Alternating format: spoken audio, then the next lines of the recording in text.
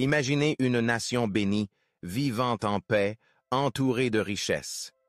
Jusqu'au jour où elle ose défier un ordre divin. En quelques instants, Allah les transforme en singes et en porcs. Pourquoi? Comment? Et surtout, cela pourrait-il nous arriver aujourd'hui? Avant de découvrir cette histoire bouleversante qui changera votre regard sur l'obéissance et la foi, cliquez sur s'abonner pour ne manquer aucune de nos histoires vraies inspirées du Coran et de la Sunna. Et n'oubliez pas, priez sur notre bien-aimé prophète Muhammad dans les commentaires. Allahumma salli wa sallam ala nabiyina Muhammad. Vous gagnez un immense AJR, récompense, à chaque invocation. L'histoire commence maintenant. Préparez votre cœur. Il y avait, dans les temps anciens, une communauté florissante installée sur les rives d'une mer, dans un lieu appelé Ayla. Cette ville côtière était habitée par une population estimée à 70 000 personnes, toutes issues du peuple de Bani Israël. Allah leur avait accordé d'innombrables bénédictions.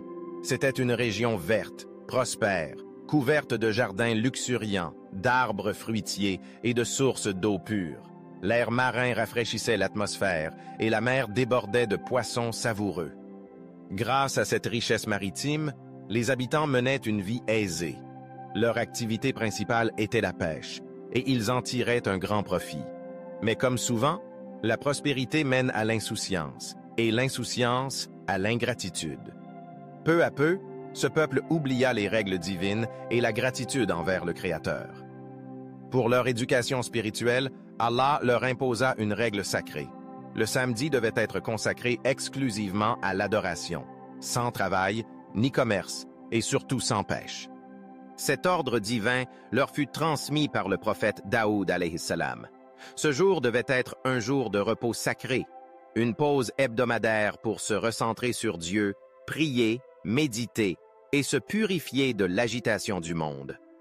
Cependant, Allah les mit à l'épreuve de manière subtile mais profonde. Il fit en sorte que les poissons apparaissent en très grand nombre uniquement le samedi, s'approchant si près du rivage qu'ils étaient visibles à l'œil nu. Les autres jours, en revanche, les poissons disparaissaient presque complètement. Le Coran décrit cette épreuve ainsi. « Et vous saviez déjà ceux d'entre vous qui transgressèrent le sabbat.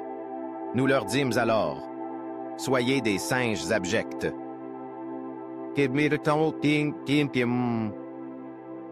Surat Al-Baqarah, 265. Et interroge-les au sujet de la ville située près de la mer quand ils violaient le sabbat. Les poissons venaient à eux, visibles, le jour de leur sabbat, et ne venaient pas le jour où ils n'observaient pas le sabbat. Ainsi, les éprouvions-nous à cause de leur perversité. Surat Al-Araf, 7, 163. La ruse des pêcheurs. Face à cette épreuve divine, certains habitants de la ville, plutôt que de faire preuve de patience et d'obéissance, choisirent la désobéissance déguisée. Un homme parmi eux, pris d'un fort désir de manger du poisson, eut une idée diabolique. Il se rendit sur la plage le jour du sabbat, attacha discrètement une grosse prise avec une corde qu'il fit passer jusqu'au rivage. Le poisson resta vivant dans l'eau jusqu'au lendemain. Le dimanche matin, l'homme revint, tira la corde, prit le poisson et le fit griller à la maison. La délicieuse odeur de grillade attira les voisins. Lorsqu'on lui demanda d'où venait ce poisson, il expliqua sa méthode. Plusieurs habitants, fascinés par son stratagème, commencèrent à l'imiter. Peu à peu, la ruse devint une habitude collective.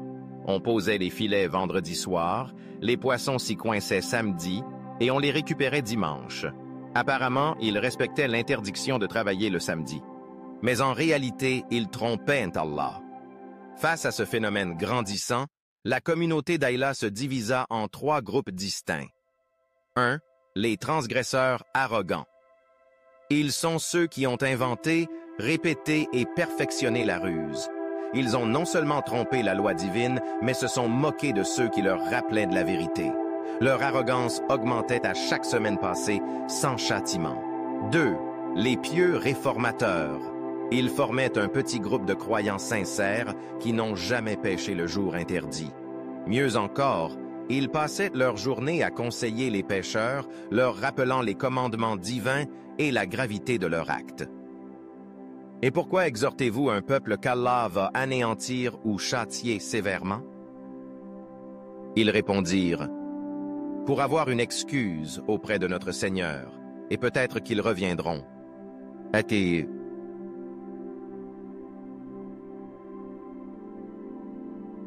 Surat Al-Araf, 7 et 164. 3. Les silencieux passifs. Ceux-là ne péchaient pas, mais ne disaient rien non plus. Ils ne participaient pas au mal, mais ne s'y opposaient pas. Pire, ils décourageaient les réformateurs, leur disant que leurs efforts étaient vains. Ils ont oublié que l'interdiction du mal et l'appel au bien font partie intégrante de la foi. Le moment arriva où Allah décida de trancher. Il envoya un terrible châtiment sur les désobéissants. Le Coran le décrit avec précision. Lorsque les avertissements furent oubliés, nous sauvâmes ceux qui interdisaient le mal, et nous saisîmes les injustes par un châtiment rigoureux à cause de leur perversité.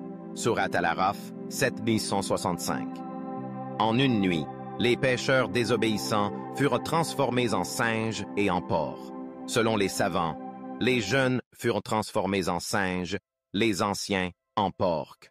Le pire, c'est qu'ils gardèrent leur intelligence humaine, leur conscience et leurs souvenirs. L'imam Al-Qurtubi rapporte, lorsqu'un singe rencontrait l'un des pieux, il venait à lui, flairait ses vêtements, pleurait et hochait la tête quand on lui disait « T'avais-je averti ?» Ils restèrent dans cet état pendant 3 jours. Puis, Allah envoya un vent puissant et une pluie torrentielle qui les emporta tous dans la mer. Les singes et porcs d'aujourd'hui viennent-ils d'eux? Un compagnon demanda au prophète Muhammad, « Ô messager d'Allah, ces singes et ces porcs d'aujourd'hui sont-ils les descendants de ceux qui furent transformés? » Le prophète répondit avec clarté, « Allah n'a pas laissé de descendance aux êtres qu'il a transformés. Les singes et les porcs existaient déjà avant. » Hadith rapporté par Ibn Mas'ud radiyallahu anhu. Donc, aucun animal actuel n'est issu de cette génération maudite. Leur transformation fut un châtiment temporaire et sans descendance, une punition divine, une leçon pour les générations futures. Cette histoire n'est pas simplement un récit ancien. C'est un avertissement vivant pour toute communauté qui choisit de transgresser les lois divines, de se moquer de ses règles ou de rester silencieuse face à la corruption. L'histoire de la ville d'Ayla nous rappelle que la ruse contre les commandements de Dieu est aussi grave que la désobéissance directe. Se taire face à l'injustice est une forme de complicité. Le rappel et la réforme sont des devoirs collectifs. Et surtout, le châtiment peut être soudain, douloureux et irréversible. Cher lecteur, si cette histoire t'a touché, soutiens-nous avec un « Salah Allah alayhi wa sallam » dans les commentaires, partage cette histoire autour de toi et abonne-toi pour d'autres récits qui éveillent les cœurs.